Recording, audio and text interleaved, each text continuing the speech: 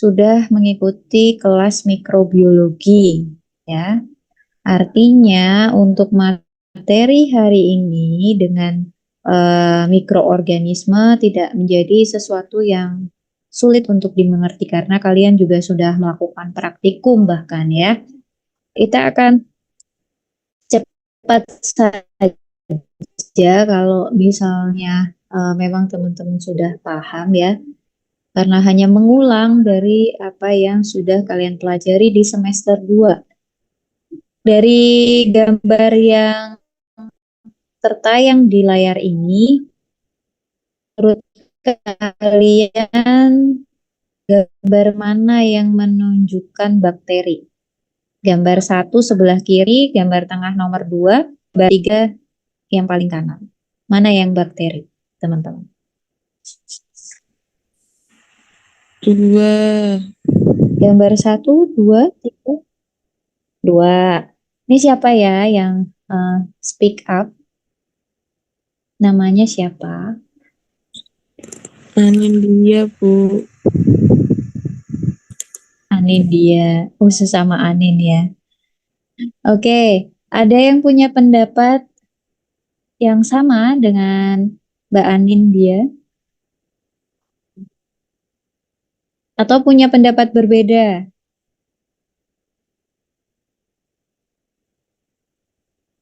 Kalau yang oke sama ya, Akila and the gang karena ada beberapa itu. Sama ya. Kalau yang gambar nomor 3 itu apa? Gambar apa? Amanda menjawab sama. Gambar nomor 3 apa ya? Mikroba yang mana ya? Gambar nomor 3 ya.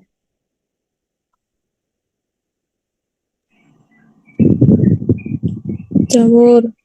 Kapan? Ya, Kamir. lu kok nggak konsisten? Yang bener yang mana nih? Jamur, kapang, kapir, semua disebutkan loh. Amin. Mas Ahmad jawabnya kamir. Mas Ahmad atau yang di belakang Mas Ahmad?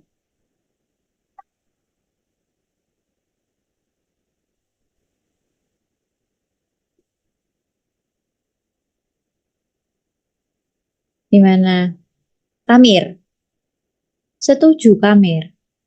Yakin? Iya, Bu. Kayak Kayaknya insya belakangnya ada Allah. Yakin. Jadi yang digambar, oke, kurang satu gambar lagi. Yang paling kiri apa itu? Nah, Virus, Bu. sepakat. Oh ya, banyak yang virus. Oke. Ya, jadi gambar paling kiri virus ya. Gambar nomor 2 adalah bakteri. Gambar nomor 3 adalah jamur untuk yang kapang ya. Filamentus fungi. Ini ada tadi yang menjawab di chat ya. Itu ada yang kapang ya. Jadi kapang ya, bukan kamir. Nanti kamir beda lagi bentuknya. Pada intinya pertemuan kita hari ini adalah kita mempelajari 3 hal ini dari virus, bakteri, dan jamur. Dan tentunya ketika kita eh, melakukan pengamatan terhadap mikroorganisme atau disebut juga sebagai microbes ya, bahasa Indonesianya mikroba ya, itu tidak bisa dengan mata telanjang sehingga membutuhkan alat bantu agar kita bisa melihat bentuk ataupun eh, konten ya yang ada di bagian-bagian tubuh dari si mikroba itu. Pakai apa teman-teman? Mikroskop. Ya, mikroskop ya. Yang semangat dong ya. Mikroskop ya. Jadi kita menggunakan mikroskop untuk perbesarannya bakteri di 1000 kali ya. Kalau jamur bisa lebih rendah karena ukurannya lebih besar. Kalau virus itu dia sangat kecil sehingga membutuhkan SEM untuk pengamatannya ya, scanning elektron mikroskop. Kalau yang lain itu masih bisa dengan mikroskop cahaya. Dan jenis mikroba ini adalah organisme yang paling banyak ditemukan di planet ini. Karena dari satu organisme saja itu juga dikolonisasi oleh mikroorganisme. Kan katanya ada penyakit panu gitu ya, kadas, kurap itu kan dari jamur. Nah, di dalam tubuh kita ini ya memang baik di permukaan ya maupun di dalam jaringan itu sebetulnya ada mikroorganismenya. Bahkan penelitian itu menyebutkan setidaknya 70% ya tubuh kita ini eh, terdiri diselimuti oleh mikroba. Karena dalam proses digestif kita ya, pencernaan itu juga membutuhkan bantuan dari mikroorganisme. Dan mikroorganisme yang hidup pada suatu organisme yang hidup, makro artinya ya, yang seperti manusia, hewan, tumbuhan itu adalah mikroflora normal. Dia akan bersifat menjadi patogen. Ada jenis-jenis mikroflora yang kemudian dia oportunistik. Sehingga itu yang kemudian ketika imun melemah, maka dapat menimbulkan suatu penyakit ya. Jadi kalau kita sedang tidak fit, itu akan lebih mudah terserang penyakit ya, termasuk oleh mikroflora normal yang ada di tubuh kita gitu. Dan berkaitan dengan bahan alam laut ini, tentunya kita perlu tahu bahwa cikal bakal terbentuknya antibiotik yang saat ini banyak beredar di pasaran itu bermula dari suatu ketidaksengajaan ya. Kenapa begitu? Jadi peneliti Sir Alexander Fleming ini beliau menemukan jamur di plate yang sudah lama gitu ya, sudah lama dia tinggalkan tapi belum didestruksi. Di sana ada swab dari Staphylococcus aureus yang merupakan patogen, gitu kan? Setelah itu, plate-nya ada pertumbuhan koloni jamur. Nah, koloninya itu menimbulkan zona bening atau clear zone di sekitar dia tumbuh. Sehingga asumsi itu menimbulkan lahirnya ini ya, bisa menghambat pertumbuhan dari Staphylococcus aureus. Sehingga akhirnya dikaji lebih lanjut karena tidak sendirian ya. Beliau ini tentunya dengan peneliti yang lain bersama menelusuri apa sih jenis jamurnya, kemudian apa sih kemampuannya dari jamur tersebut sehingga bisa menghambat si Staphylococcus aureus itu. Dan tadi penemuannya di sekitar tahun 1920-an ya. Ini kan beliau lahirnya tahun 1881. Berarti ilmu ini sudah eh, lebih dari sudah ada 100 tahun ya. Sudah ada 100 tahun. Nah, di sini yang ditemukan adalah jamur jenis Penicillium notatum. Penicillium notatum ini dia menghasilkan penisilin. Penisilin itu juga sudah masih kita gunakan sampai saat ini kan, gitu. Kemudian apa lagi? Penisilin ini digunakan, jadi setelah proses yang panjang, ya, akhirnya produk ini dirilis dan digunakan saat Perang Dunia Kedua untuk mengobati para tentara yang berperang ya pada waktu itu untuk antiseptik topikal, artinya ditujukan ke kulit ya. Karena Staphylococcus aureus ini juga ditemukan mikroflora normal yang ada di kulit ya. Sehingga untuk mencegah infeksi lebih lanjut, karena kalau misalnya jaringan kita terluka, itu akan memudahkan patogen itu masuk ya, menyerang tubuh kita, sehingga antiseptik ini diperlukan. Makanya kemarin kalau kita sedang pandemi COVID ya, disarankan untuk selalu cuci tangan dan selalu menggunakan antiseptik begitu, karena untuk sebagai perlindungan awal ya.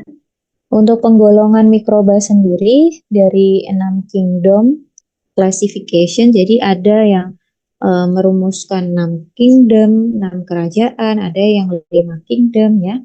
Di 6 kingdom ini mikroba itu dipisahkan, jadi ada yang jamur, dia punya kingdom sendiri. Kemudian bakteri di sini ada yang ancient bacteria yang masuk ke archaebacteria ya. Kemudian yang bakteria yang sering atau berada di sekitar kita itu adalah yang di Eubacteria atau EU itu ya, bacanya Eubacteria. Itu. Di sini untuk bakteri itu sifatnya masih uniseluler, sehingga satu sel ya. Dan dia eubacteria itu yang prokariotik. Kemarin masih ingat prokariotik apa ya?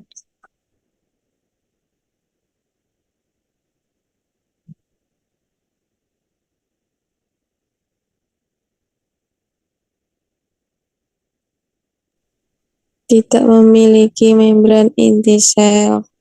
Ya, betul ya. Tidak memiliki membran inti sel. Nih, suaranya keluar terus nih, pasti mikronya dapat A ini ya. Kemudian kalau fungi itu setingkat lebih tinggi dibandingkan dengan bakteri dan dia merupakan multiseluler dan juga eukariotik ya. Lebih dari satu sel, meskipun ada fungi satu jenis yang dia uniseluler ya. Apa itu fungi jamur yang uniseluler? Masih ingat? Kan tadi udah ada yang menyebutkan tuh. Kemir, Bu. Ya, betul ya. Nah, ini yang kita pelajari hari ini. Kemudian virus, kita dihadapkan tahun yang berat kemarin ya dengan virus ini. Jadi virus itu merupakan penyebab penyakit ya, karena dia membutuhkan sel lain untuk dia bisa tumbuh. Tidak memiliki sel. Dia hanya memiliki, kalau dari gambar ini ya, dia hanya memiliki materi genetik berupa DNA ataupun RNA. Nanti kita akan melihat jenisnya itu berbeda-beda ya. Ada yang hanya punya DNA, ada yang hanya punya RNA. Dan tentunya karena dia tidak punya sel, sehingga tidak mampu untuk hidup secara bebas, berbeda dengan bakteri yang bisa hidup di mana-mana begitu. Jadi dia membutuhkan organisme lain untuk bisa bertahan atau memperbanyak dirinya ya. baik itu organisme prokariotik maupun organisme eukariotik ya. Ini dalam kurung ini untuk mengakomodir prokariotik dan eukariotik ya. Jadi jangan diartikan hanya ke eukariotik saja. Karena bakteri ini adalah prokariotik. Sehingga dia akan membutuhkan itu, kemudian dia akan memperbanyak diri dan menggandakan diri. Gitu. Satu unit lengkap virus yang mampu menginfeksi inangnya ya, organisme hidup yang lain itu disebut sebagai virion. Fungsi utama virion ini tentunya dia akan mentransfer materi genetik yang dimilikinya itu ke inangnya dan akan mengekspresikan materi genetik itu ke inang. Dikopi gitu ya, digandakan di sel si inang. Ini adalah morfologi dari virus, ada yang berbentuk batang, ada yang berbentuk polihedral, ada yang berbentuk bola, ada juga yang berbentuk huruf T. Tadi yang halaman sebelumnya itu ya, slide sebelumnya itu huruf T. Nah ini contohnya yang batang itu dia punya materi genetik berupa RNA. Tahu ya bedanya RNA dengan DNA?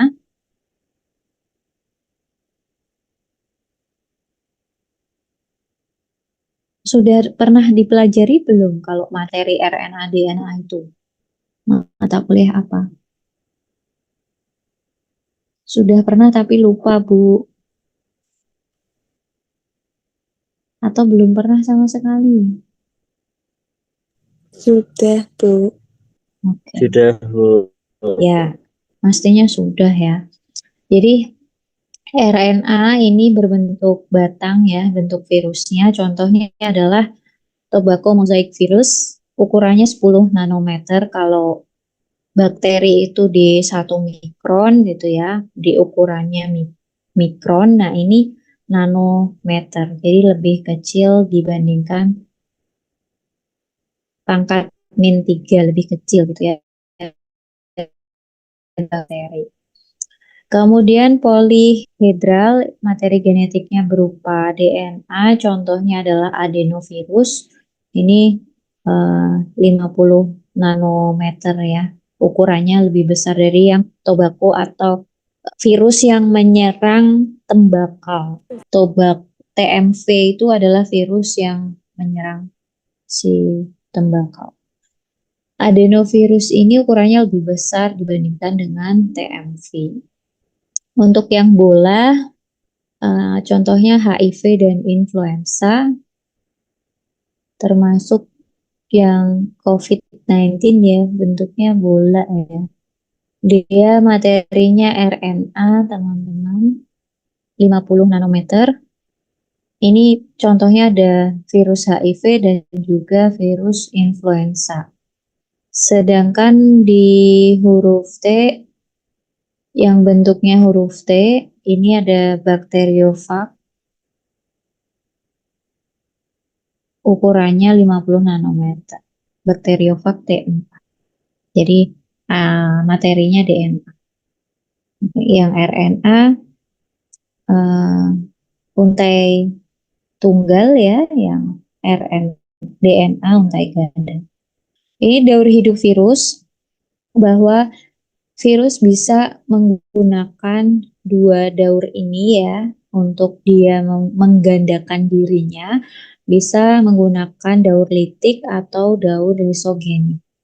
Di sini untuk daur litik dia akan melakukan penetrasi ya tadi ke dalam sel, artinya dia nempel dulu, kemudian setelah nempel penetrasi dari materi genetiknya ke dalam sel. Nah, pada yang daur litik ini maka dia akan melisiskan sel yang ada di organisme tersebut, sehingga materi genetik asli dari si inangnya itu akan digantikan oleh dari virusnya.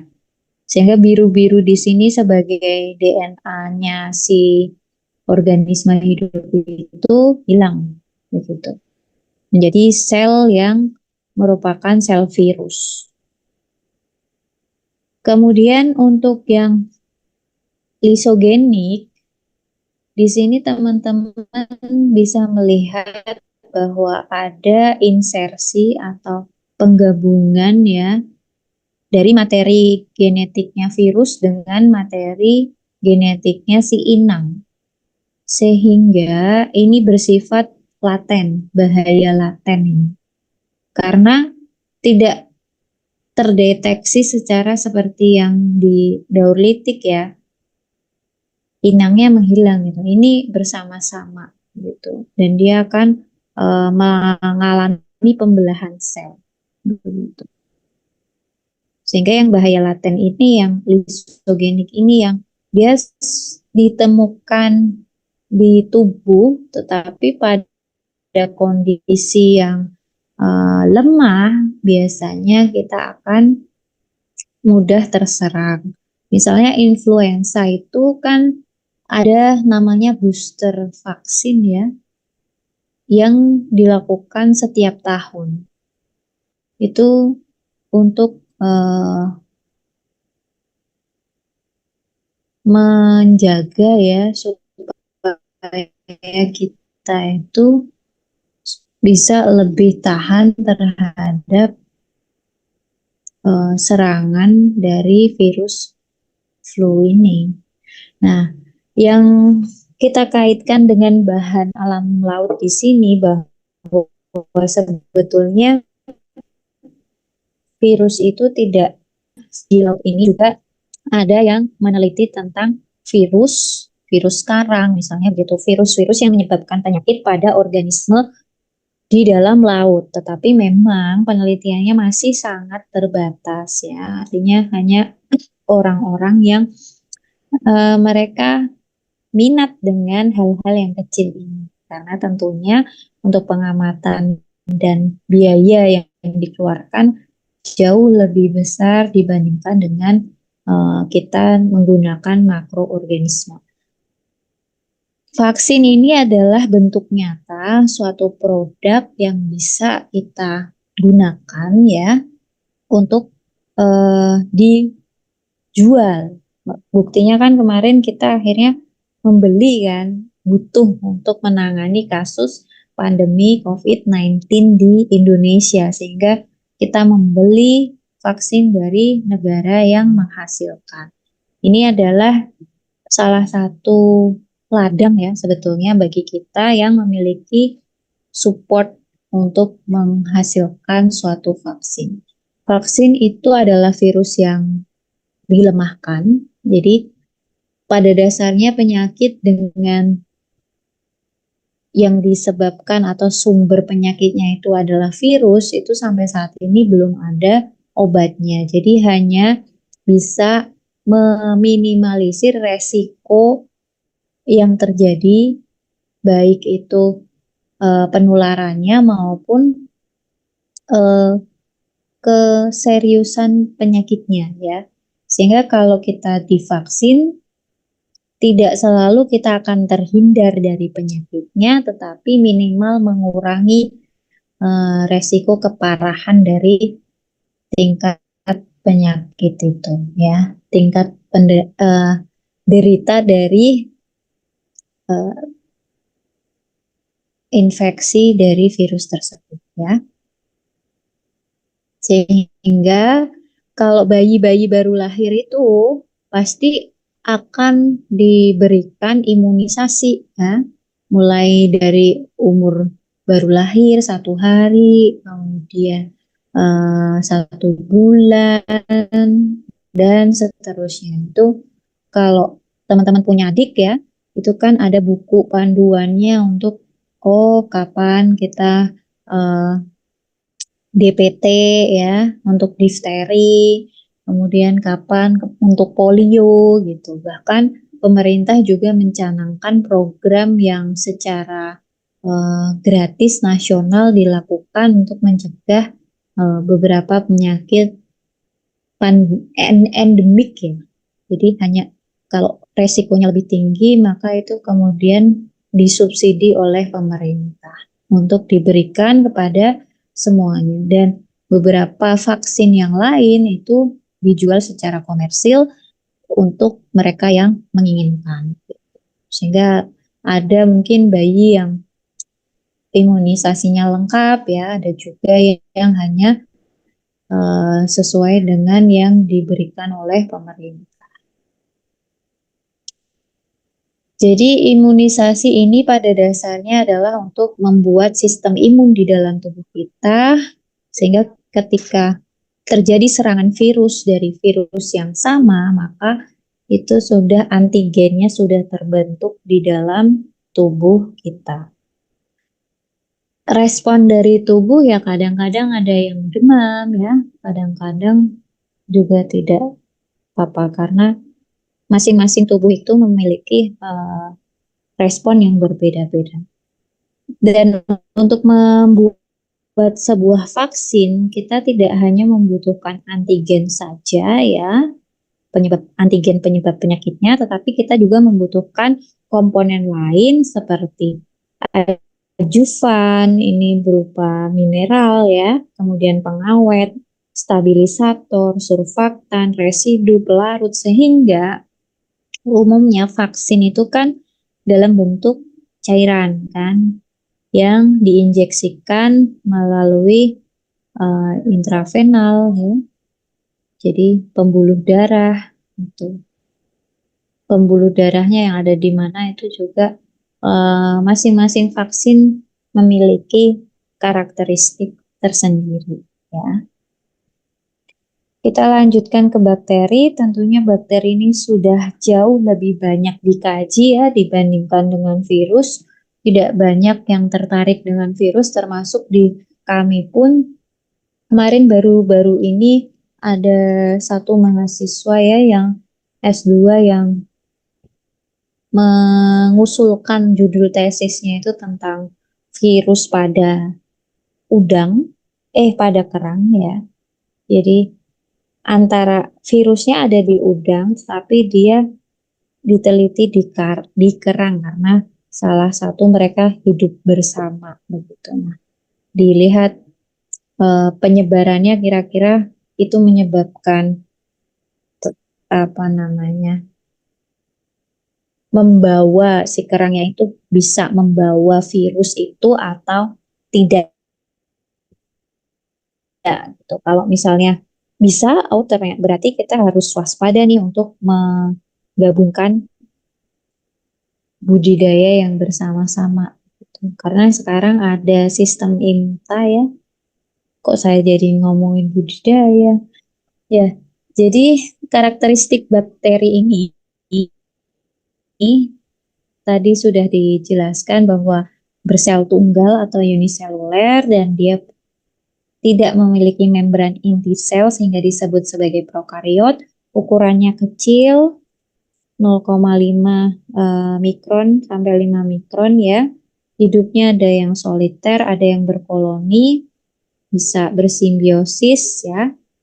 Kemudian tidak berkloroplas kecuali cyanobacter dan teman-temannya. Berkembang biak secara vegetatif dan generatif, hidupnya kosmopolit. Artinya kosmopolit itu bisa ditemukan di mana-mana. Struktur bakteri seperti ini ya, bahwa nukleoidnya ini tidak diselubungi oleh membran inti. Jadi termasuk dengan organel-organel di sini ya, tersebar di sitoplasma. Sitoplasma ini cairan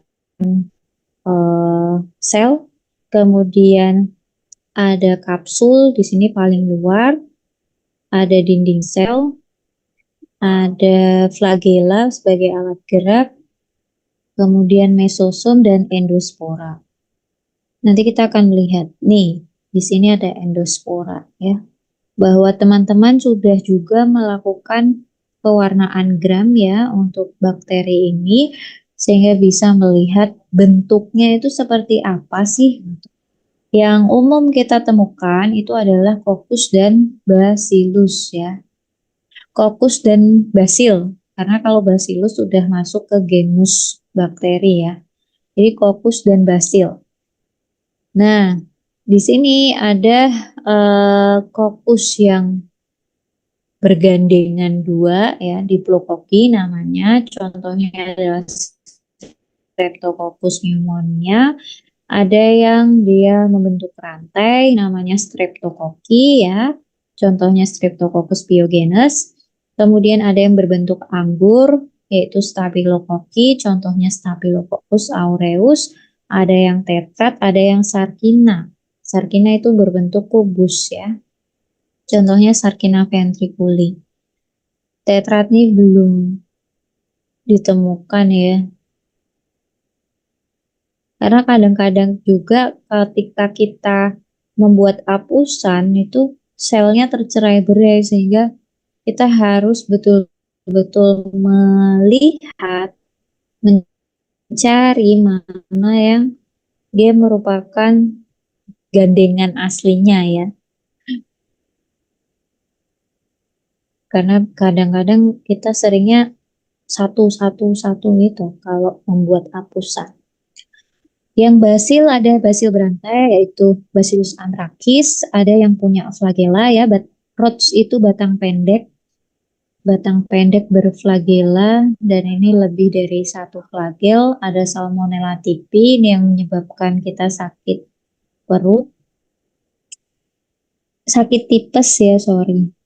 Kemudian spora former ini adalah yang membentuk spora. Jadi kalau teman-teman ingin menemukan endospora itu caranya khususnya kalau bentuknya basil ya, karena Bacillus juga termasuk golongan endospor.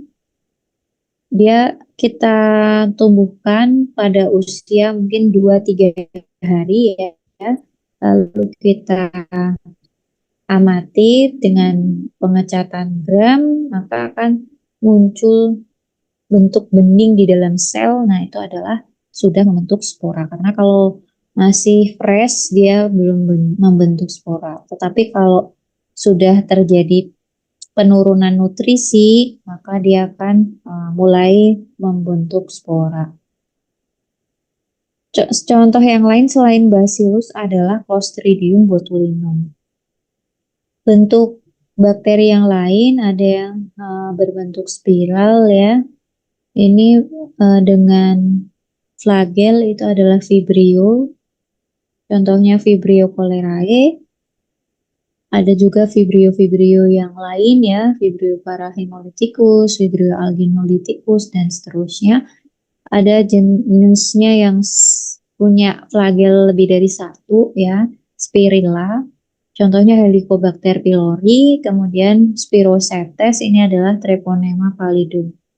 Untuk pewarnaan gram ini dilakukan supaya kita bisa mengamati apakah bakteri kita gram negatif atau gram positif. Gram ini adalah nama penemu dari metode ini ya, sehingga kita bisa membedakan jenis dari bakteri ini, bahwa prosesnya adalah dengan meneteskan larutan gram A, gram B, gram C, dan gram D. Yang di dalam gram A itu ada kristal violet. Kita tujuannya adalah memfiksasi sel sehingga sel berwarna biru gitu ya. Kemudian iodin ini untuk mempertahankan, artinya supaya tetap ada di sana. Kemudian yang ketiga adalah dekolorisasi dengan alkohol maupun aseton ya. Itu untuk sel-sel yang masuk ke dalam gram negatif, maka dia akan larut ya bersama alkohol tadi sehingga hilang si warna ungunya. Setelah itu yang terakhir gram D itu adalah pewarnaan lagi ya. Jadi memberikan warna merah dengan safranin. Tadi bagi sel yang kemudian hilang maka akan kemudian menyerap warna berikutnya yaitu warna merah. Nah, ini yang gambar kiri gram apa teman-teman?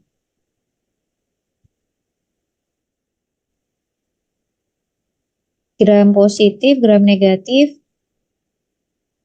bentuknya apa? Yang ditunjukkan panah ini.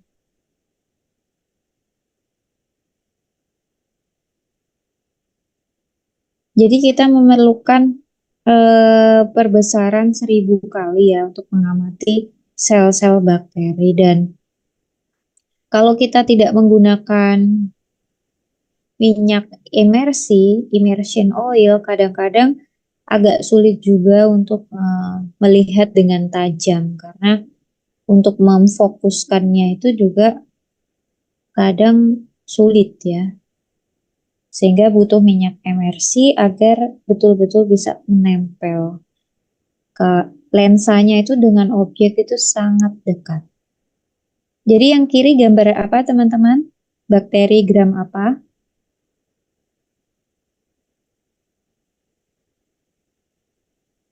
Gak ada jawaban, jangan-jangan sudah tidur semua. Yang kanan, yang kiri aja belum dijawab ya. Positif. Gram positif, bentuknya apa? Bentuknya Basil. Basil, yakin. Yang kiri lu.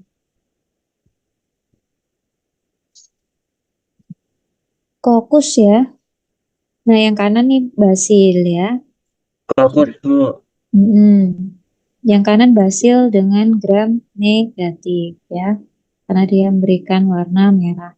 Sebaiknya teman-teman kalau nanti penelitiannya tentang mikroba itu juga memberikan ukuran di sini ya. Karena kalau kita zoom nih misalnya gambar ini tuh sudah zoom sekian kali kan. Kita tidak memberikan ukuran.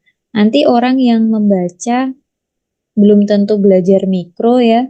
Oh, ini tuh ukurannya 1 senti ya, gitu misalnya. Karena kita ngezoomnya terlalu gede gitu ya, zoom out gitu kan, zoom in gitu. Sehingga akan menimbulkan pertanyaan bagi pembaca. Sehingga sebaiknya gambar yang ideal itu tadi adalah dengan memberikan ukuran seperti ini dibandingkan dengan hanya menampilkan gambar seperti yang di kanan ya. Kira-kira ini berapa? Dan sebetulnya di dalam lensa mikroskop itu kita bisa menambahkan penggaris di situ, tetapi bukan penggaris yang seperti mistar yang kita punya ya. Penggarisnya namanya mikrometer. Dan ini dijual terpisah pun termasuk penyimpanannya ya. Sehingga kalau teman-teman membutuhkan itu bisa kontak ke laborannya bahwa saya membutuhkan penggaris di mikroskop ini atau mikrometer. Karena kalian harus men-setting antara lensa okuler dengan lensa yang di objektif. Dikalibrasi supaya match gitu ya. Karena kalau enggak nanti enggak bisa kelihatan ukurannya gitu. Tapi sekarang juga sudah ada apa namanya? Software ya yang bisa dengan mudah kita mengamati di atau memberikan jarak, oh kira-kira ini berapa mikron gitu. ImageG ya namanya. Kemudian yang lain di sini adalah fase pertumbuhan bakteri, bahwa ada 4 fase pertumbuhan yang perlu kita cermati di sini adalah di fase stasioner. Karena menurut referensi yang menjadi fase di mana produksi metabolit sekunder itu tinggi itu adalah di tahap stasioner ini. Jadi ada 4 tahapan. Yang pertama adalah adaptasi dulu ya dengan fase lab. Kemudian setelah mampu beradaptasi, maka dia akan menggunakan nutrisi yang ada di sana untuk tumbuh dengan pesat, yaitu masuk ke eksponensial. Baru ketika selnya sudah membelah dan banyak gitu ya, sehingga membutuhkan nutrisi yang semakin banyak pula, akhirnya nutrisinya habis. Nah, saat habis itulah kemudian pembelahan menjadi stagnan dan turun menjadi kematian ya. Jadi kalau mikroba itu dipindahkan dari habitat aslinya, pastinya kan dia akan mengalami suatu adaptasi terlebih dahulu ya, memanfaatkan eh, jenis-jenis nutrisi yang berbeda dengan yang ada di alamnya. Sehingga akan memasuki fase lag, baru setelah dia mampu beradaptasi masuk ke eksponensial, dan di stasioner inilah, karena di awal-awal ini dia masih memproduksi metabolit primer ya, dan berikutnya saat menjelang kematiannya inilah ketika dia melakukan pertarungan ya, namanya kompetisi kan. Kalau kita sudah apa namanya, untuk mempertahankan hidup kan kita harus butuh nutrisi. Nah, nutrisi ini kalau semakin sedikit jumlahnya, kita perlu berkompetisi gitu.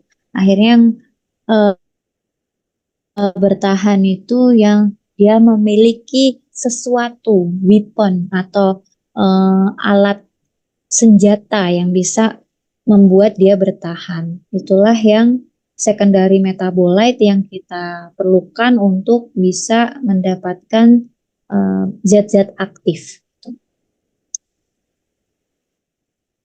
Jamur sebentar ya, saya bukakan. Jadi bukan jamur ini di skip, tapi jamur ini saya bukakan dulu.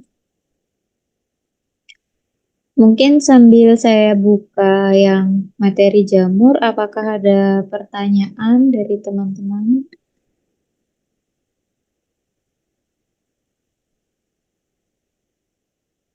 Nanti yang terakhir adalah koleksi dari organisme lautnya ya. Karena kita sudah mengetahui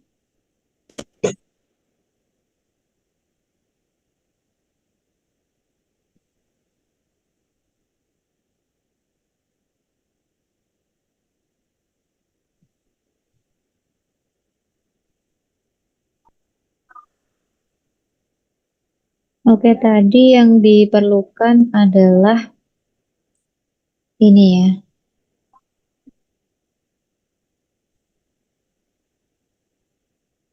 bahwa yang kita pelajari karena bahan alam laut ya, sehingga teman-teman juga perlu mengetahui istilah ini, bahwa di jamur empat istilah. Ada yang namanya aquatic fungi, ada yang indigenous fungi, ada marine fungi, dan marine derived fungi. Untuk aquatic fungi ini, fungi itu eh, bahasa luarnya ya, bahasa Inggris.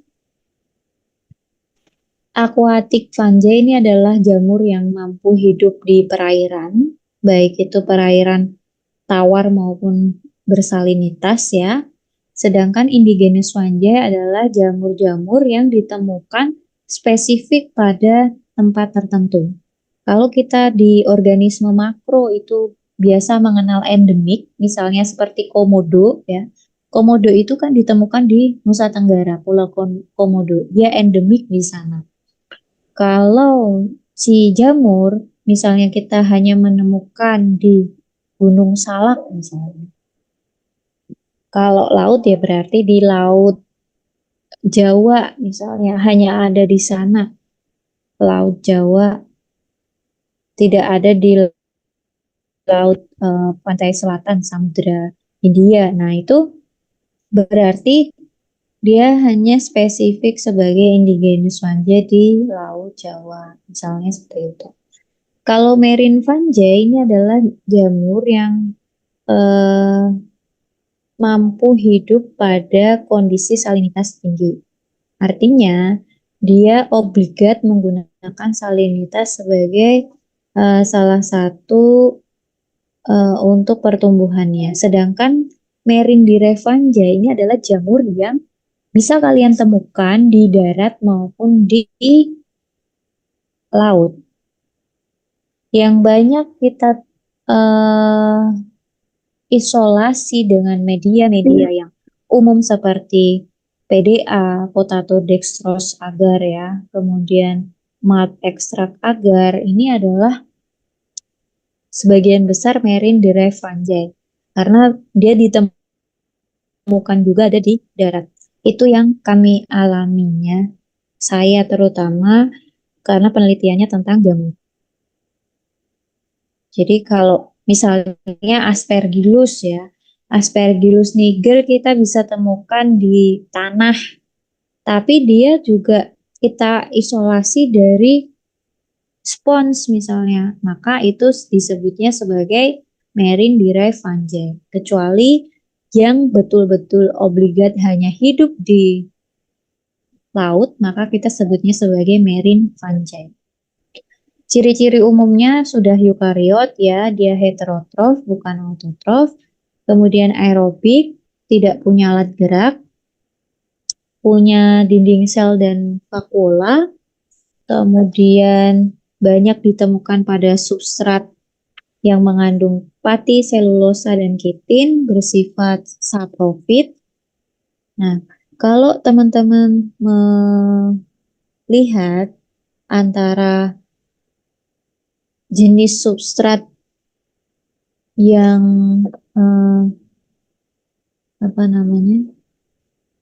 susu dengan roti, mana yang jamur itu lebih suka? Susu dengan roti. Roti. Ya, roti ya, karena dia mengandung pati yang tinggi ya, selulosa. Nah, pada dinding sel dari si jamur ini dia juga mengandung kitin dan selulosa sehingga menyebabkan ya dia preferensinya lebih ke substrat-substrat yang mengandung tadi kitin maupun juga selulosa atau pati. Sedangkan yang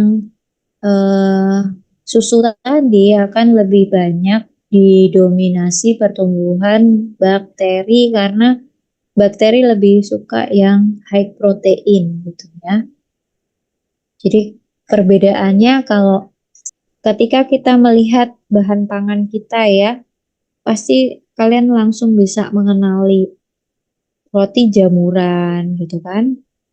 Kemudian ada bawang itu juga jamuran. Pada kondisi dengan AW yang rendah, konten airnya ya, itu akan lebih didominasi oleh pertumbuhan jamur. Sedangkan yang AW tinggi yang berair itu akan didominasi oleh bakteri. Termasuk ketika kita punya nasi kita nggak kita makan ya, kita tinggal beberapa hari, kalau dia terperangkap pada magicom misalnya, sedangkan di sana ada udara panas, maka ada air ya, itu yang dominan adalah bakteri. Tapi kalau pada kondisi yang lembab dan kering, lembab tapi nggak terlalu banyak air gitu ya. Kalau dibilang kering sebenarnya nggak kering juga, lembab gitu. Itu akan didominasi jamur. Warnanya orange ya kalau nasi itu. Ini adalah jenis-jenis jamur tadi sudah disebutkan di awal bahwa ada yang filamen, berbentuk filamen sehingga kita sebut sebagai filamentus fungi atau mold atau kapang. Ini adalah merujuk pada jenis yang sama. Kemudian ada cendawan atau mushroom yang ada di gambar kiri ya. Ada kamir atau yeast yang uniseluler. Dia ciri khasnya adalah punya budding cell. Sedangkan kalau bakteri itu dia nggak punya budding cell. Penampakannya secara sekilas kalian melihat bahwa mirip bakteri ya, yang Saccharomyces cerevisiae ini adalah contoh dari yeast atau khamir. Kita biasa gunakan untuk bahan pengembang roti ya. Sedangkan yang di bawah ini adalah mold atau kapang. Dua plate ini adalah jamur yang saya isolasi dari spons, ya, dari spons. Sedangkan yang di atas ini adalah kanan atas ini adalah jamur yang dia tumbuh pada roti ya. Kalau roti jamuran itu kan sebagian besar ada yang warnanya hitam seperti ini ya. Itu Rhizopus stolonifer. Karakteristiknya dia punya hifa ya. Kalau jamur itu punya hifa dan hifa yang hifa yang kemudian berkumpul dengan hifa yang lain itu membentuk micelia ya. Karakteristik yang lain sama seperti organisme yang lain, dia punya dinding sel, nukleus, mitokondria, dan seterusnya. Ini adalah fungsi-fungsinya ya. Retikulum endoplasma dia juga punya. Apakah suara saya tidak terdengar, teman-teman? Halo. Karena ada yang minta tolong nih. Ini tinggal Ibu.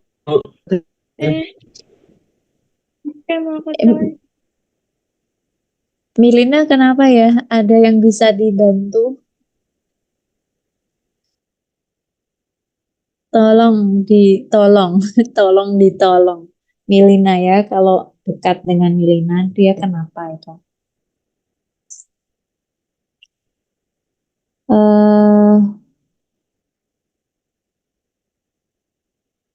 Yang berikutnya ini adalah susunan hifa ya, bahwa di hifa itu ada yang punya septa ini, dan dalam satu hifa seperti ini dia akan punya komponen-komponen dari organel sel ya, baik itu dinding hifa, vesikel, badan Golgi, mitokondria, ribosom, membran plasmanya ya. Ini adalah dinding sel dari jamur, dia punya protein, beta glukan, kitin tadi, dan juga sel membrannya. Ini berikutnya adalah morfologi dari kamir dan juga mushroom atau jamur yang punya badan buah, fruit body, yang kita sebut sebagai mushroom, termasuk jamur tiram yang sering kita makan ya. Jamur crispy itu adalah mushroom. Dan dia bukan tumbuhannya, bukan masuk ke golongan plante karena masuk ke fungi. Di yeast ini sama dengan yang lain, dia punya organel-organel ya, tapi dia punya budding vakuola di sini. Ini adalah buddingnya, tunasnya. Kemudian yang mushroom dia bermula dari dasar substrat ya, dengan miselianya, kemudian dia akan membentuk volva atau cawan, kemudian ada batangnya, ada cincinnya, dan yang akhirnya akan punya pileus atau tudungnya, payungnya, jamur berpayung. Sedangkan ini adalah morfologi untuk jamur-jamur kapang yang harus kita amati dengan mikroskop, meskipun secara makroskopik kita bisa melihat warna-warnanya ya, warna sporanya, tetapi untuk pengamatan yang lebih detail kita membutuhkan mikroskop untuk melihat satu hifanya itu seperti apa sih, gitu. Satu struktur hifanya itu seperti apa. Nah, ini ada Aspergillus, cirinya dia punya vesicle di sini ya, dengan sterigma-sterigmanya, ada yang primary sterigma yang menempel langsung di vesicle, ada yang secondary sterigma dengan di atasnya ada conidia. Ini adalah spora ya, yang kemudian kalau jatuh pada substrat yang sesuai, maka dia akan tumbuh menjadi individu baru. Kemudian Rhizopus ini dia punya sporangium, kotak sporanya membulat seperti ini, sedangkan Penicillium yang salah satunya tadi merupakan golongan penghasil penisilin ya, dia berbeda dengan Aspergillus ya, bentuknya bercabang-cabang seperti ini ya, kita sebut sebagai stipe itu tangkainya. Kemudian rami adalah percabangan pertama, ada ramuli, ada metula, ada pialit, dan kemudian di atas sendiri adalah conidia yang merupakan sporanya. Ini adalah cara pengamatan kita untuk melihat di bawah mikroskop. Jadi ini gambar dari saya ya, bahwa kita menggunakan namanya slide culture. Kita menumbuhkan melalui media yang kita tanam di slide glass ya. Kita potong agar lalu kita pindahkan secara aseptis di sini untuk kita inokulasikan jamur ya, melalui pinggir-pinggirnya ini ditusuk gitu. Nanti objek gelasnya ini bisa dicek di bawah mikroskop dan akan menghasilkan gambar seperti pada kanan ya. Kita bisa menggunakan pewarnaan menggunakan lactopenol cotton blue untuk memberikan warna, karena kalau tidak diberikan warna maka dia bening ya, akan sulit diamati. Ini klasifikasinya, jadi ada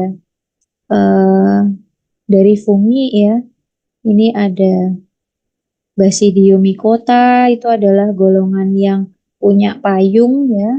Kemudian ada Zygomycota, termasuk jamur tempe ada di sana ya. Ada Ascomycota, Glomeromycetes, dan juga Chytridiomycetes. Reproduksi dapat berlangsung secara seksual maupun aseksual, tetapi teman-teman jangan membayangkan bahwa ada jantan dan betina di dalam jamur ini, karena termasuk bakteri ya, mikroorganisme itu mereka dibekali sensor di dalam dirinya ya oleh pencipta untuk membedakan mana yang strain positif, mana yang strain negatif. Kalau menemukan strain yang berbeda, artinya positif negatif gitu, mereka ketemu, mereka akan kawin ya. Tapi kalau sesama positif misalnya, mereka tidak akan melakukan pembelahan secara seksual atau reproduksi seksual. Ini kalian bisa melihat ilustrasi yang ada pada divisi Zygomycota, termasuk di dalamnya adalah jamur roti ya, sehingga gambarnya roti. Itu strain positif ketemu strain negatif, dia akan melakukan reproduksi seksual dengan menghasilkan progametannya, fertilisasi menghasilkan zigot, baru melakukan pembelahan meiosis dan bergerminasi menjadi jenis jamur yang individu baru. Untuk aseksualnya dia berasal dari sporangium atau kotak spora yang menghasilkan spora, tentunya jatuh ke substrat sehingga menghasilkan individu baru. Ini adalah yang jenis yang lain ya. Ada sporangiofor dari tadi Rhizopus salah satunya, ada Conidiospor, ini adalah jenis-jenis spora yang di bawah, sedangkan yang di atas ini adalah bagaimana reproduksi itu terjadi dengan fragmentasi ya, fragmentasi hifa. Ini proses bagaimana mushroom itu bisa menjadi Basidiocap atau yang punya payung ya. Dia diawali dari di bawah substrat, jadi di dalam tanah ya, akan membentuk seperti hifa yang dia berkumpul menjadi micelia yang akhirnya akan membentuk tubuh buah ya, mature mushroom. Ini sangat banyak kita temui di mana? Di hutan ya. yang cenderung punya kelembaban tinggi ya, di kayu-kayu itu sering kita temukan jamur. Metabolismenya fungi termasuk kemoorganotrop menggunakan enzim ekstraseluler untuk memecah polisakarida dan protein. Ini elemen pentingnya ada karbon, hidrogen, oksigen, nitrogen, sulfur, dan juga fosfat. Untuk makronutriennya dia butuh K+, kalium, kalsium, magnesium, ferrum ya. Mikronutrien ada mangan, zinc, kobalt, nikel. Ini adalah kenapa kemudian dia membutuhkan unsur seperti sulfur dan fosfat. Karena untuk membentuk asam nukleat itu dibutuhkan unsur fosfat dan juga S tadi, sulfur. Ini adalah sistein, ini tiamin, itu adalah contoh-contoh asam amino ya. Metionin untuk pertumbuhannya. Ini adalah faktor pertumbuhan jamur. Dia membutuhkan nutrien, temperatur yang cukup. Kalau terlalu dingin dia juga tidak akan tumbuh ya. pH, salinitas, aerasi, polusi itu jika dia tumbuh pada lingkungan yang terpolusi atau polutan. Ini hanya apa ya, special case ya, karena secara umum adalah yang di atas. Tetapi yang polusi ini kalau misalnya pada kondisi daerah yang tercemar, maka tentunya kadang-kadang dia akan membutuhkan hal tersebut.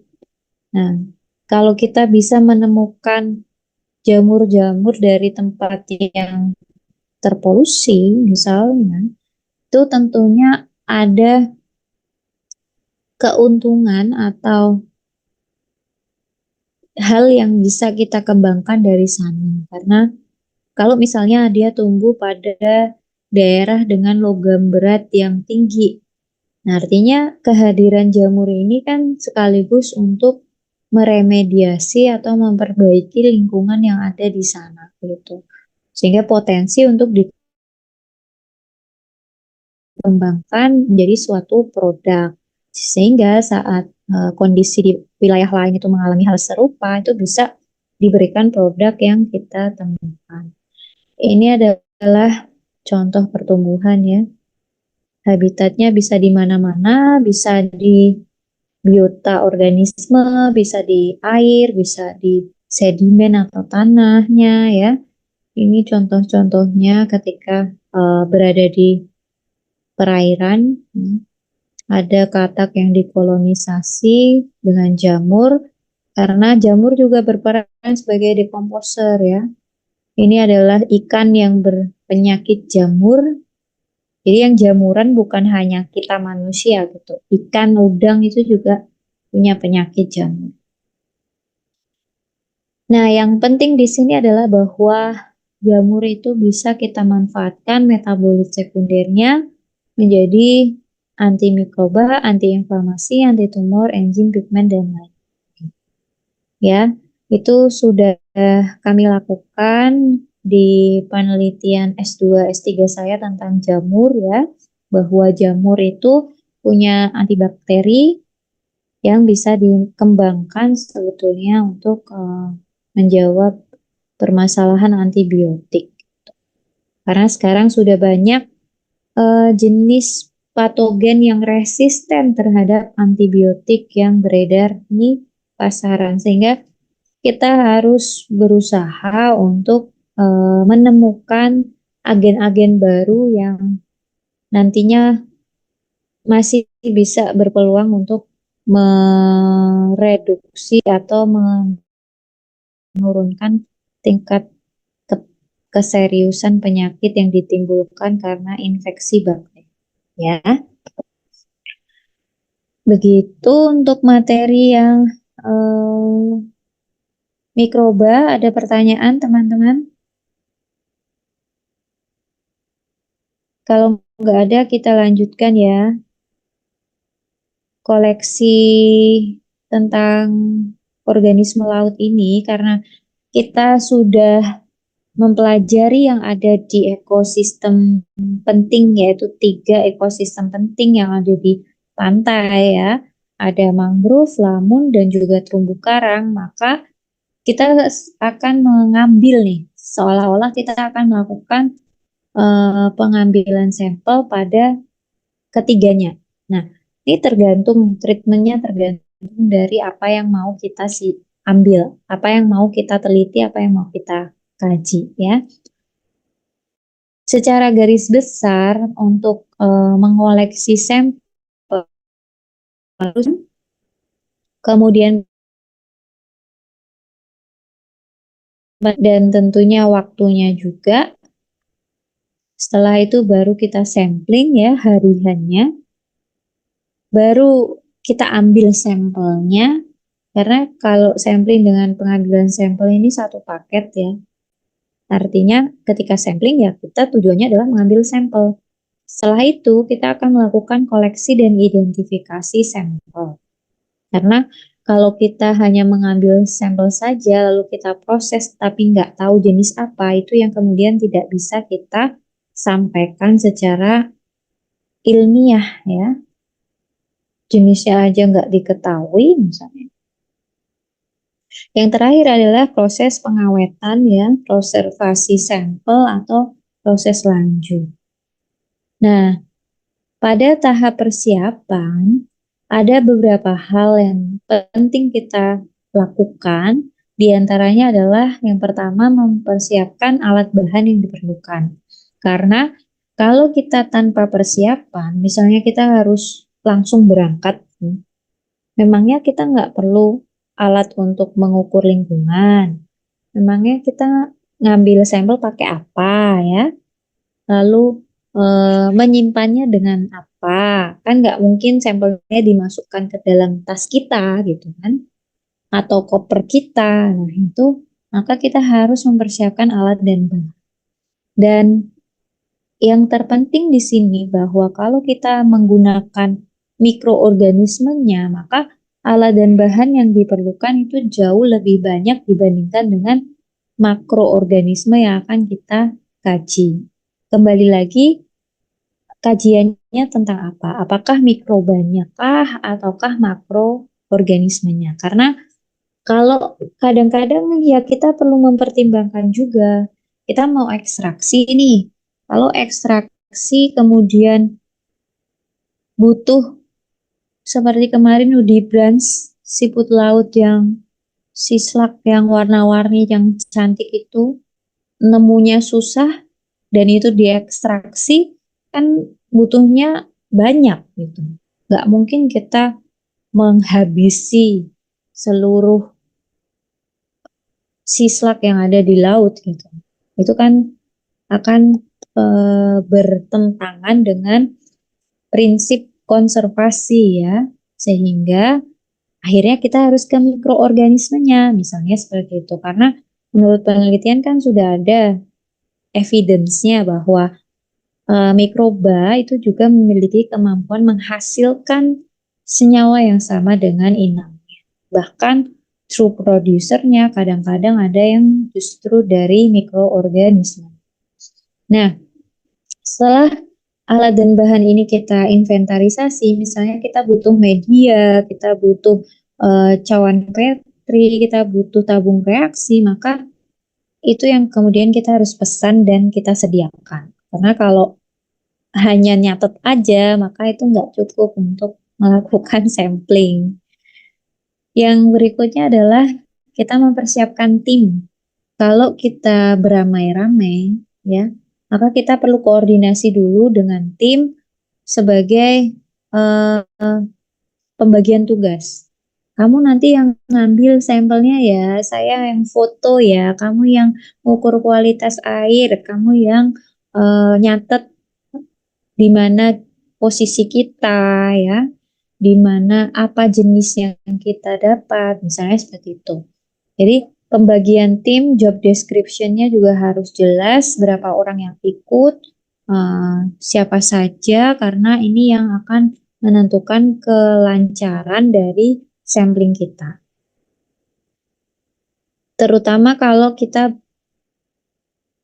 berada pada project atau meng-apply project dosen ya, karena biasanya tidak hanya melibatkan satu orang, pasti akan ada beberapa orang. Persiapan kendaraan yang digunakan ini tergantung dari lokasi sampling kita nanti. Apakah dia aksesibel dengan motor saja, misalnya, oh cuma 30 menit kok dari sini, itu masih memungkinkan dengan motor. Atau harus dengan mobil. Loh, kita deket sih, tapi kan alat bahannya yang dibawa banyak, sehingga butuh mobil. Atau kita justru butuh kapal maupun pesawat. Ini kalau samplingnya di luar Pulau Jawa ya, memungkinkan karena kami dulu juga pernah ke Raja Ampat, ke Sulawesi, ke Maluku ya. Tentunya itu tidak berangkat apa dengan hanya diri sendiri, badan, tas untuk baju ya. Pastinya kita membawa alat dan bahan beserta kelengkapan yang lainnya gitu. Persiapan dana ini juga perlu untuk kita buat spare ya, kita catat. Kan pasti ada rencana anggaran biaya. Nah, rencana anggaran biaya ini menggambarkan kebutuhan biaya yang kita perlukan untuk penelitian ini. Jangan sampai ketika teman-teman sudah berada di lapangan, ternyata over budget dan itu kita nggak punya lebihan gitu, sehingga sangat penting untuk teman-teman bahwa agar membawa uang yang cukup ya, uang yang dilebihkan bahkan supaya untuk precaution ketika nanti diperlukan. Sebab saya itu pernah melakukan sampling ya, tetapi karena kendala cuaca, akhirnya saya tidak bisa pulang tepat waktu, harus extend. Nah, kita kalau nggak bawa uang gimana mau bayar penginapan, mau bayar makan, begitu ya, sehingga dana itu perlu disiapkan lebih. Kemudian persiapan persuratan ini diperlukan kalau teman-teman khususnya yang project dosen ya, pasti membutuhkan surat izin, surat tugas ya, SPPD, siapa saja yang berangkat gitu, nama-namanya dan seterusnya. Dan surat izin ini memang akan sangat penting untuk menjadi bekal kita dalam berhadapan dengan masyarakat sekitar. Kalau kita nggak pakai surat izin misalnya, mau ke kepala desa, masa hanya omon-omon gitu kan?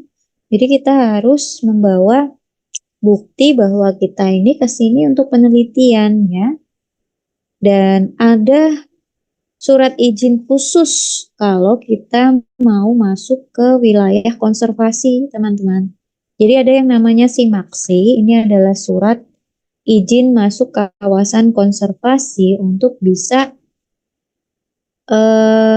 mengakses lokasi tersebut. Jadi nggak sembarangan.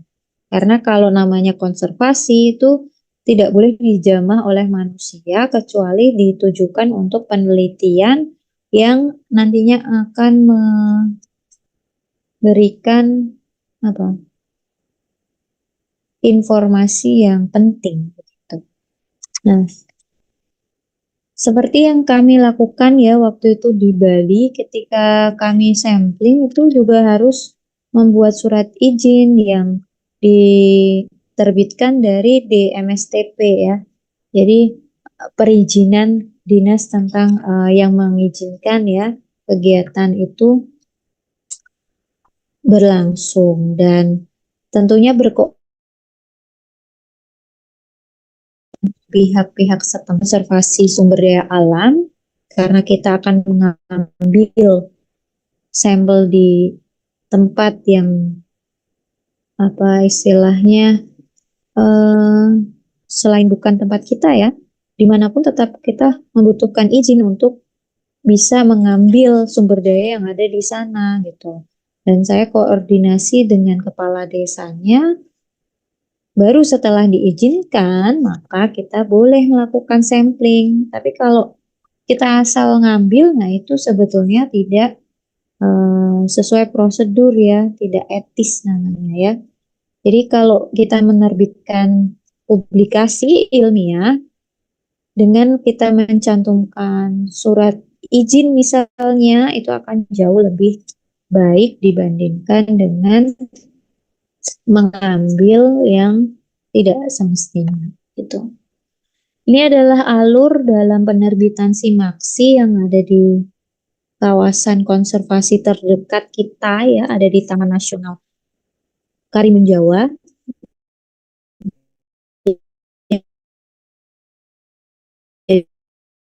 Di Taman Nasional Karimun Jawa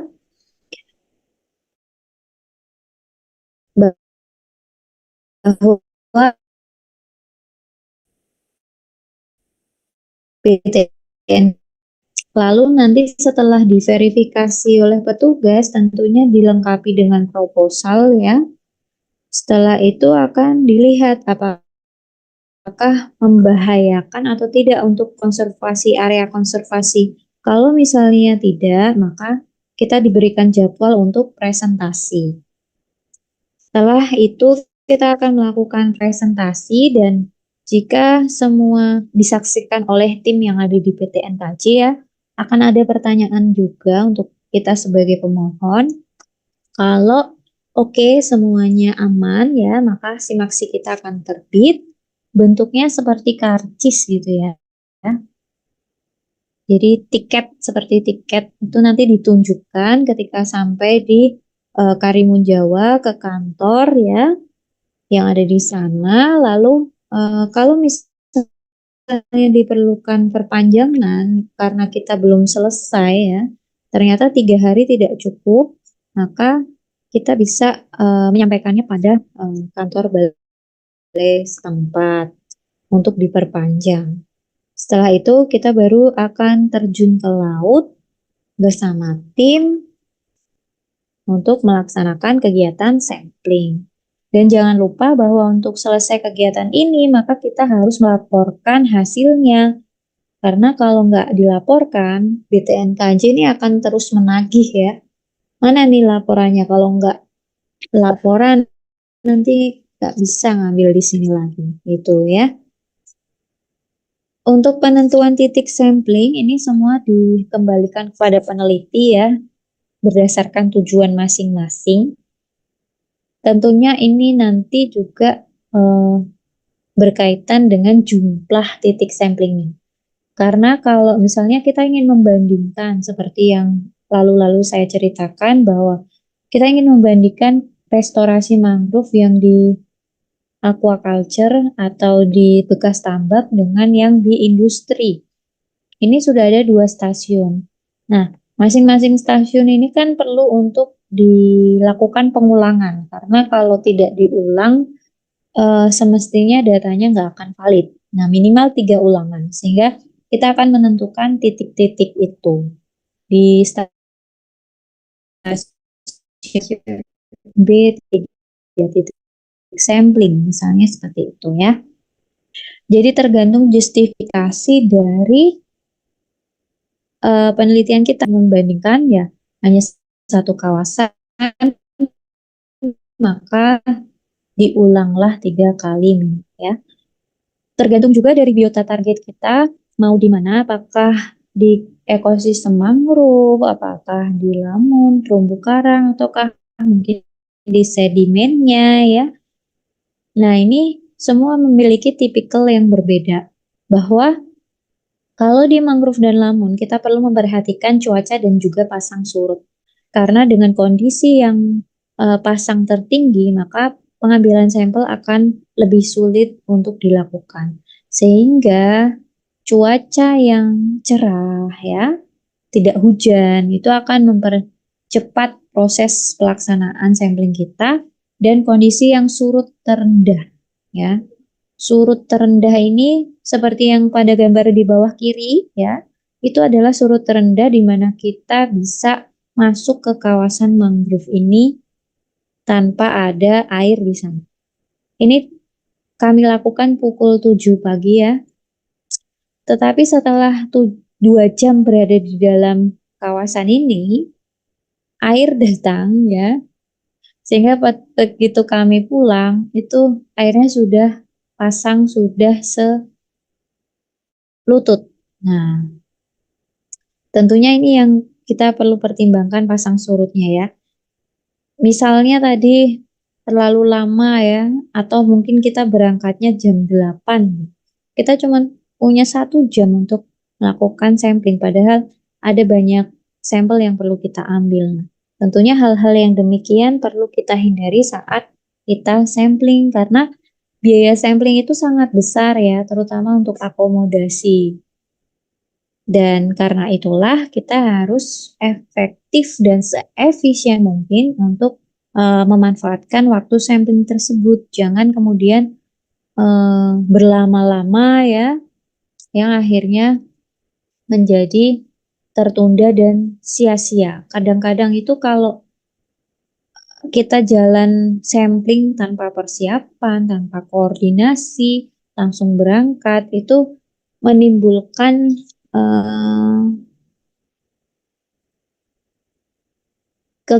tingkat kegagalan yang lebih tinggi dibandingkan dengan tadi tahap persiapan yang telah dengan detail kita diskusikan di awal gitu ya. Sedangkan untuk termasuk di lamun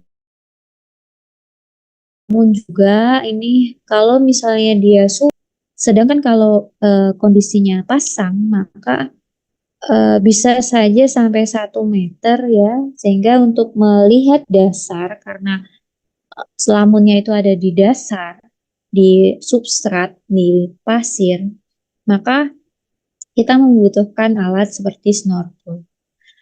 Untuk ekosistem terumbu karang, kalau misalnya terjadi hujan, sebaiknya kita tidak melakukan pengambilan sampel karena visibilitasnya rendah, kita tidak bisa memotret ya, dan sampel ini akan sulit diidentifikasi nantinya. Apalagi kalau gelombang besar kan, kapal aja nggak berani lewat, apalagi manusia kok berani-beraninya nyebur gitu kan. Gelombang tinggi ini tidak disarankan untuk mengambil sampel. Sehingga nanti itu akan berdampak pada waktu pelaksanaan sampling ya. Apakah kalian lakukan di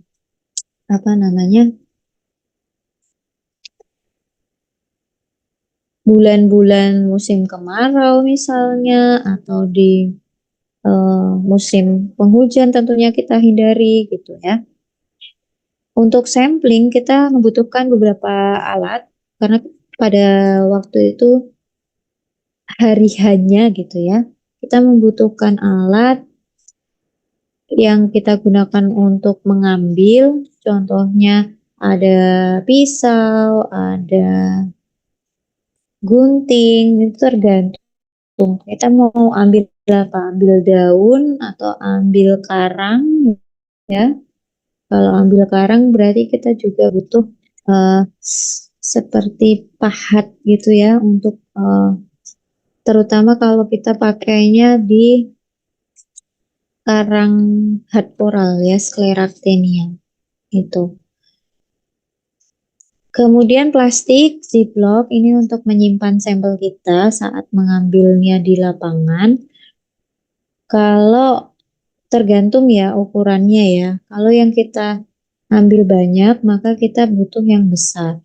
Termasuk kalau kita mengambil sampel daun, itu tidak cukup dengan ziplock teman-teman, karena yang kita butuhkan tidak hanya 5 helai daun ya. Sehingga saya pernah melihat itu teman di lab, mereka menggunakan kresek ya, tentunya plastiknya baru ya, dan itu mereka menyimpan daun yang begitu banyaknya gitu. Karena kalau kita ekstraksi itu kan memang jumlahnya tidak akan bisa banyak kalau kita hanya menggunakan 5 lembar.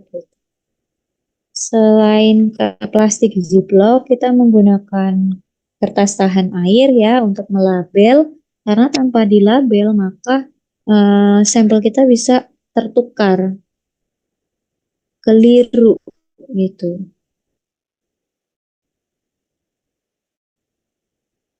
Nah,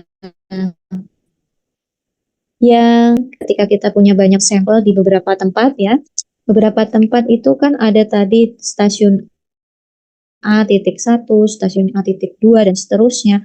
Kalau misalnya kita dengan punya kabel TIS, kita bisa mengelompokkannya menjadi satu supaya tidak terpisah dengan sampel yang lain tertukar ya.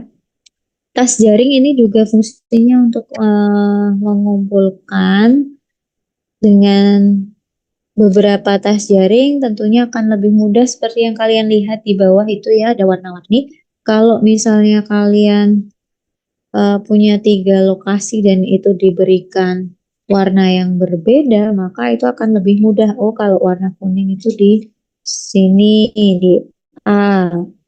Di yang pertama, kalau warna pink yang mana gitu. Sarung tangan ini perlu kalau teman-teman di laut itu kan kita nggak tahu ya mana yang berbahaya, mana yang aman, sehingga lebih baik kita menggunakan sarung tangan tetapi tidak berbahan lateks, yang berbahan dasar kain. Dengan berbahan dasar kain ini akan melindungi kita dari misalnya ada sengatan ya, atau ada perlawanan tertentu dari biota yang sedang kita mau lakukan pengambilan ya. Kamera ini juga perlu untuk dokumentasi. Kalau kita di mangrove, kita hanya apa namanya, foto dengan HP itu bisa gitu kan. Kamera digital nggak perlu. Pakai HP sekarang banyak pixelnya ya, gede-gede. Tapi kalau di laut kita bisa pakai underwater kamera. Termasuk di Lamun ya, ekosistem Lamun itu juga kita menggunakan itu. Yang lain GPS, ini juga HP sudah bisa digunakan untuk menandai kita berada di mana ya, karena kalau tidak menggunakan GPS maka nanti kita nggak akan tahu, nggak bisa melaporkan berada di mana sih sampel yang kita mau teliti ini. Peneliti yang lain tidak akan bisa mereplikasi atau merepetisi, mengulangi kegiatan penelitian kita. Misalnya tadi ada siput laut yang cantik gitu ya, berwarna warnanya warna yang tidak biasa, bukan hitam putih aja, tapi ada warna-warna lain. Nah, ini kan kita harus tahu keberadaannya di mana, sehingga kita nanti bisa buatkan petanya. Kalau kita tidak punya GPS, maka itu yang kemudian nanti akan mempersulit kita ya dalam pelaporannya. Selain itu ada snorkel, ini kalau kita di laut. Scuba ini untuk di terumbu karang ya, karena kalau di Lamun nggak perlu lah pakai scuba ya. Pakai snorkel sudah cukup.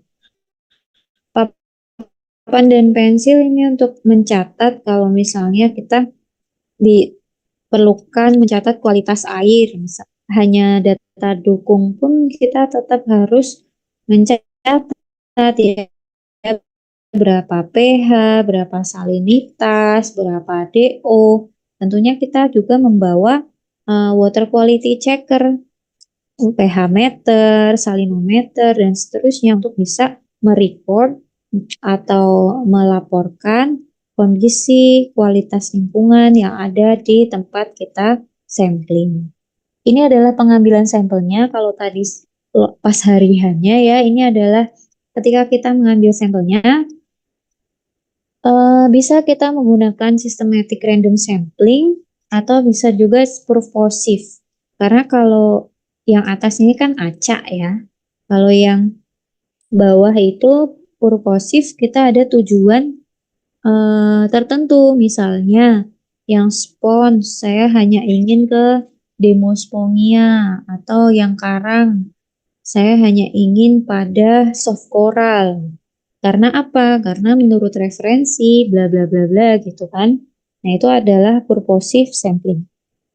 Di dalam pelaksanaan mengambil sampel ini, kita harus sudah punya kertas label yang diberi tanda. Karena kalau kalian sudah terjun ke laut tapi belum punya kode samplingnya ya, kode sampelnya, itu akan sulit, akan lama di dalam laut. Sedangkan oksigen kita terbatas gitu. Jadi kita sudah siapkan, begitu kita ambil di bawah, itu tinggal memasukkan ke dalam apa plastik zipnya ya. Nah, setelah dimasukkan ke plastik, kemudian kita masukkan ke dalam jaring tadi, tas jaring. Ada tahun, ada tempat ya, ada jenis sampelnya apakah tadi tunicata, apakah spons, apakah mangrove misalnya. Seperti gambar yang kalian lihat di situ, ada 17 itu tahun 2017 ya. Kemudian KJ itu adalah Karimun Jawa. Setelah itu ada S adalah spons dan 7 adalah nomor 7. Jadi sampel keberapa? Kalau dia sampel ke 1 ya kita sebutnya sebagai 01 gitu.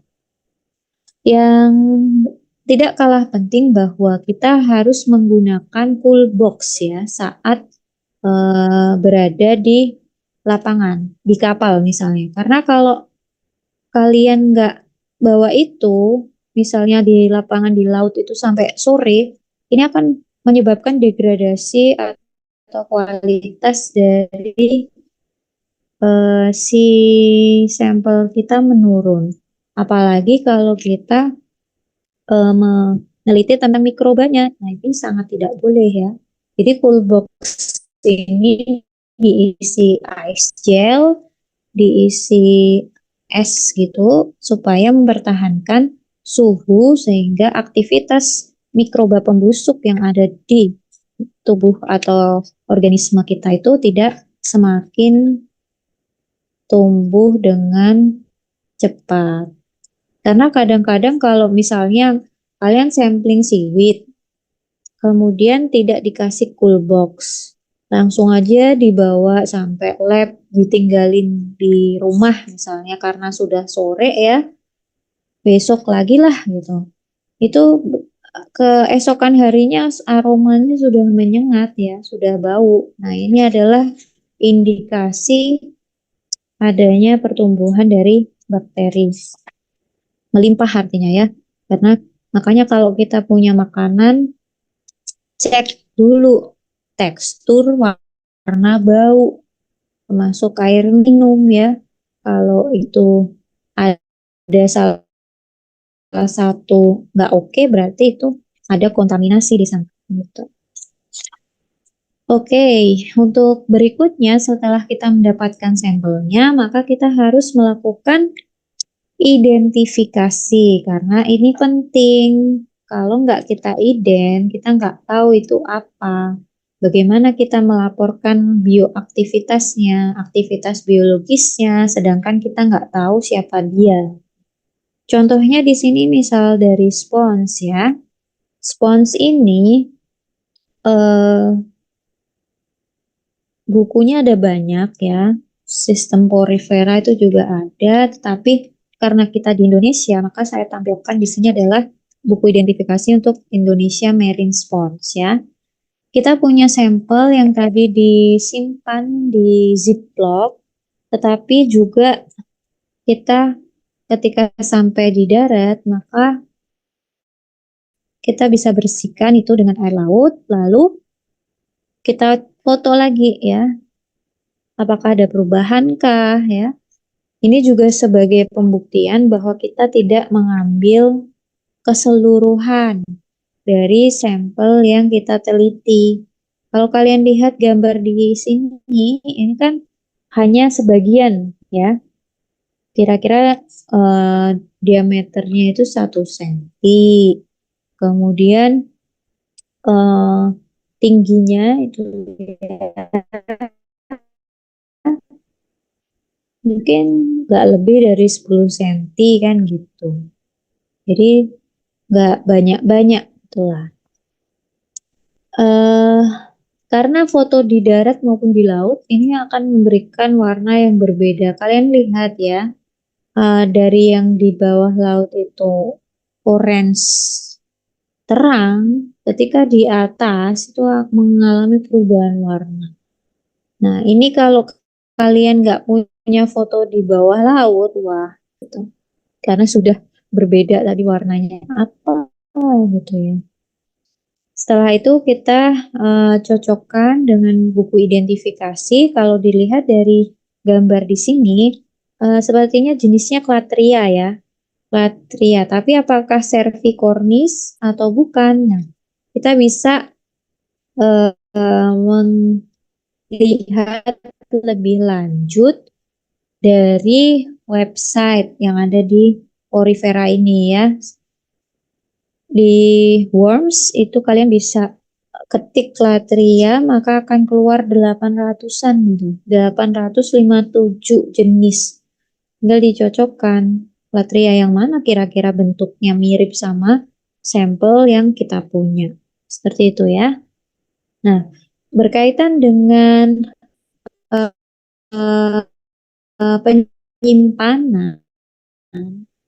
Kalau tadi kita sudah melakukan ekstraksi, kadang mungkin dalam jangka tertentu kalian ingin identifikasinya secara molekuler. Nah, itu bisa dilakukan dengan menyimpannya di etanol atau alkohol ya. Boleh etanol 70%, boleh yang 96%. Artinya semakin tinggi persentasenya itu semakin murni ya. Tidak banyak campurannya gitu. Kan pelarutnya dia air kan. Kalau 70% berarti 30%-nya aquades gitu.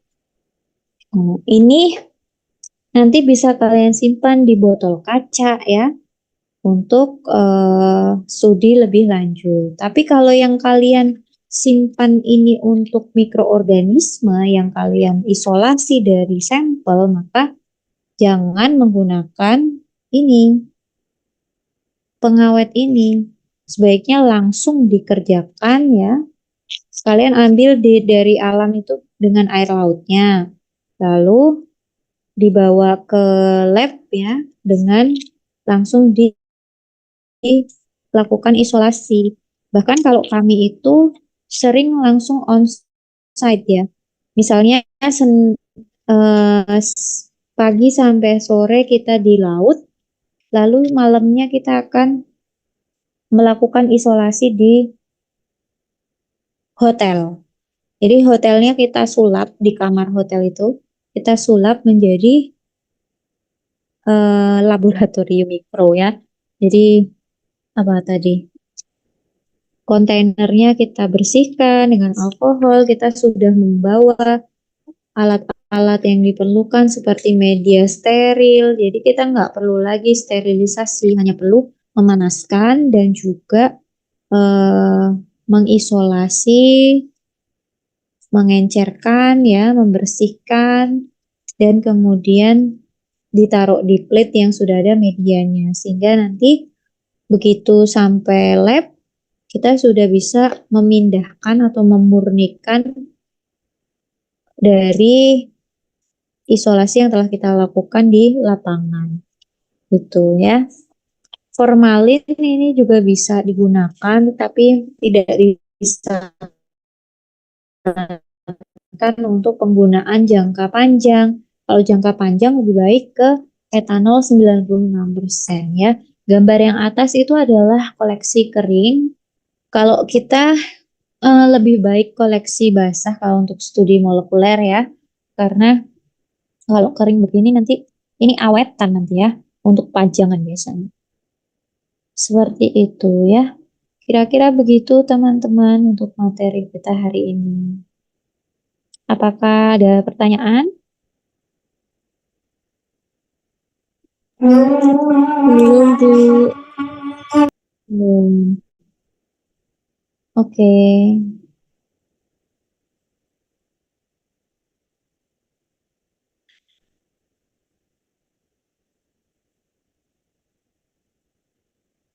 Ya kalau begitu kita cukupkan dulu ya. Jangan lupa absen di link yang kita biasa lakukan ya. Nanti kita bisa bertemu lagi setelah pekan depan karena pekan depan itu libur kan. Jadi 17 kalau nggak salah ya. 19 kalau kalian ya. 19 nanti kita ketemu. Jangan lupa untuk persiapan kuis karena pertemuan berikutnya adalah kuis sehingga teman-teman harus sudah memahami apa yang kira-kira nanti akan muncul dalam soal itu ya. Disiapkan ya, mudah-mudahan hasilnya nanti baik semua, jadi nggak perlu ada yang remedi gitu. Baik, Bu. Ya, saya akhiri untuk pertemuan hari ini. Selamat mudik. Mohon maaf lahir batin ya, sehat semua karena kita akan menyongsong hari kemenangan bagi yang merayakan ya. Dan bila ada kurangnya dalam penyampaian ini, mohon maaf. Saya akhiri. Wassalamualaikum warahmatullahi wabarakatuh. Waalaikumsalam warahmatullahi wabarakatuh. Terima kasih, Bu. Salam warahmatullahi wabarakatuh. Sama-sama ya. Saya tutup, saya pamit.